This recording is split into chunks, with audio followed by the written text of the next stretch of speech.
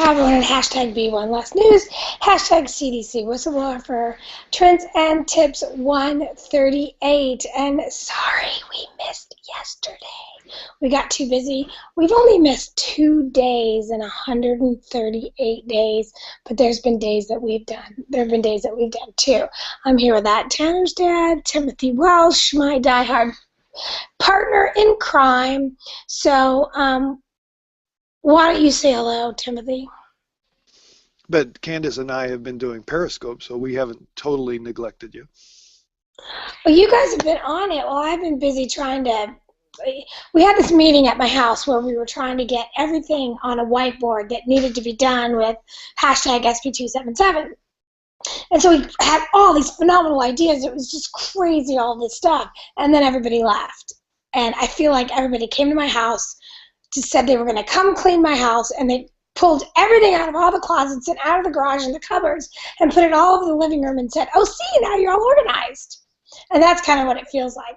So I've been starting all these on hashtag SP277 groups to try to cluster people together that need to do these tasks that we need done. Like we need meme makers and we need video makers and we need data collectors and calendar makers. And there's just all these jobs that people want to do, but they need guidance on a place where they can do them. So that's what we're doing there.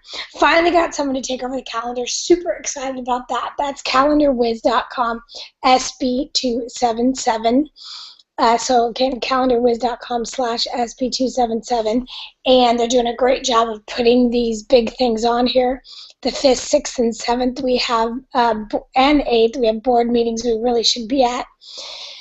And then this one right here is super exciting. Oh, it's popping up. It's a pop-up, so you're not going to be able to see it. It is at the farmer's market entrance at the Grove. There's going to be a couple hundred of us there in red shirts that are going to walk through the Grove as a, awareness campaign. It should be super exciting. The other one that's big that people need to put on their calendar is the Democratic Party. Are you seeing red yet? Where we're going to do a rally at the Democratic Convention and all kinds of really, really cool stuff so that they begin to understand that what the Democrats are doing in California is the biggest mistake they've ever made as a party. So now, breathing now, breathing. I can feel the collective sigh in the world over this one. 3 or 4 different people forwarded me the link, which is senate.ca.gov/children special needs, pointed out to me that Senator Richard Pan is the chairman of the Special Needs Committee. Carol Liu and Holly Mitchell are on that committee as well. Holly Mitchell, for anybody who wasn't present at the health hearing, made fun of us and was completely disrespectful to us, I felt, and many others felt the same way. So this is like the biggest slap in the face I've ever seen. So that's all I got for today. You're on to you now, Tim. Timothy. Paging Timothy. I'm here. So what's going on Periscope? That's looking pretty exciting. Well, Jimmy Kimmel decided to join Periscope, so that's a kind of interesting. Wait, what's that? I see your name. What is this? Influencer. They decided the early adopters and influencers that Tanner's dad is represented in the top 15, and mainly due to the fact that I periscoped for the first time in history a prom all the way from the beginning. To be Tanner got to go to the prom. Two young ladies were very mature and invited him to go, and because he's the equivalent of a junior, even though he's being bused to a different town. His class that he grew up with decided they wanted him to come to be in the Grand March for the prom and then actually come back for the dance.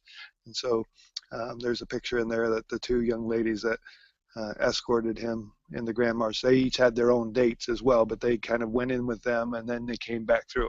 I don't know, a lot of people don't even know what a Grand March is. In our town, it's kind of like Mayberry RFD.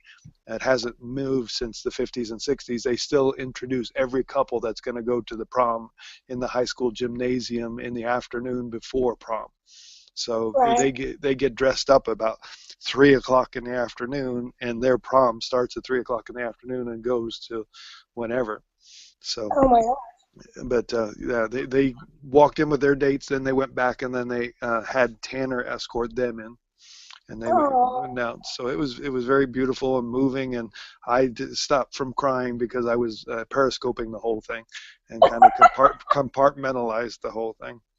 So But if anybody wants to see this, they can go to. but no, it's gone. That's the. It's kind of like a Snapchat thing that Periscope lasts for 24 hours and then it's gone. But on Facebook, some people did traditional YouTube videos, so we might be able to recycle some of those. Oh, okay. Okay, so what else we got going on here? As I said, Jimmy Kimmel joined Periscope, and a number of other celebrities have joined. Katja Gleason is an up-and-coming pop star. She interacted with us, was talking about some different things. Oh Um, my God, this is so funny. Jimmy Kimmel has 6 followers yeah, and one and heart. and uh, once Andy Dick interacted with us and was picking on my name, and we called him out on that. And so then Periscope, I just really think is really going to morph into something that's what party is Bernie Sanders? Do you know? I think he's Democrat, but I'm not sure. But he Yeah. just came out What for vaccine mandates. what state is he? Is he California too? Oh, I don't know. But yeah, he actually had a broadcast on Periscope today. So he was one of the first politicians that has is, and I think politicians will kind of steer clear of Periscope because it's absolutely live, and if they get caught tongue twisted, it's going to be there, and people will capture it and put it out different ways. So I don't know if the politicians are probably going to be one of the last to jump into it, but no, there's just a lot of talk going on. People are still recycling the April 9th video that you made with the that went from black and white to red with all the protesters and people that came to testify in Sacramento.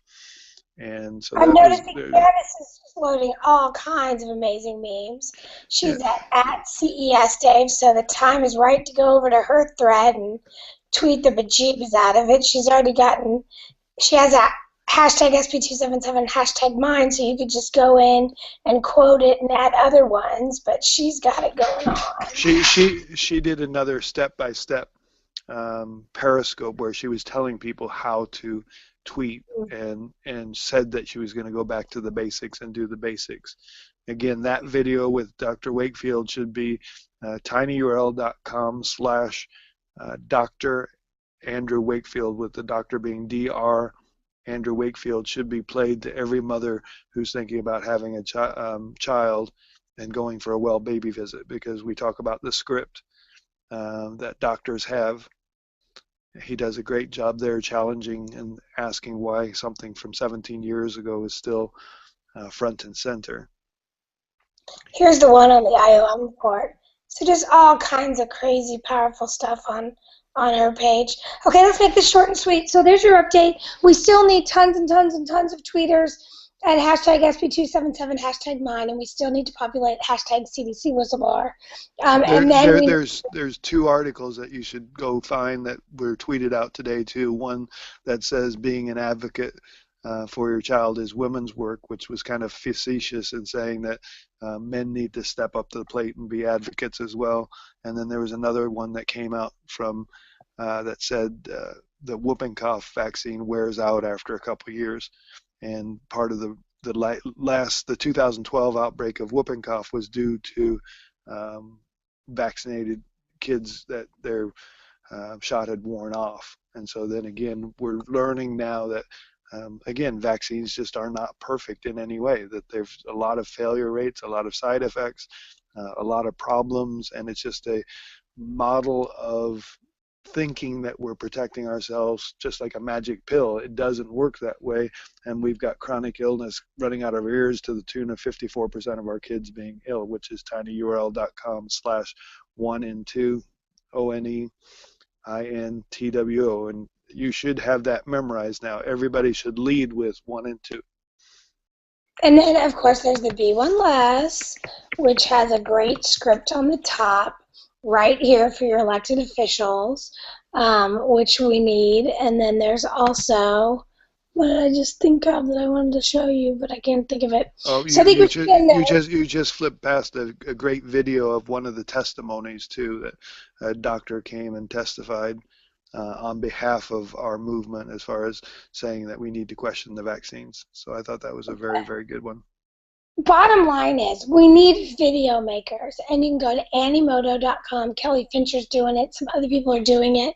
And what is going to happen over the next couple of years is these senators that vote for SB 277 are going to be taken to the mat for having provided zero data that vaccines are safe and effective, and our people providing abundant data that there's a huge problem with our vaccines. Okay, we will see you guys on Twitter. Anything else, Tim? Carly Fiorina, how do you say her last name? Carly Fiorina? Fiorina. Yeah, it's hard to. She's going to be our next. We got to figure out how to say her last name if she's going to be our next president. But she was on CNN and really declaring our right to be free. And so she was, even though everybody questioned the cartoon thing in Texas and the shooting and how nasty that was and the reasons behind it was questionable, but the bottom line in America, you have a right to free speech and control of your body. And so she was standing up for that right to say that we should defend freedom even if we don't agree with the message. Perfect. We own our body. It's mine. #mine. See you on Twitter.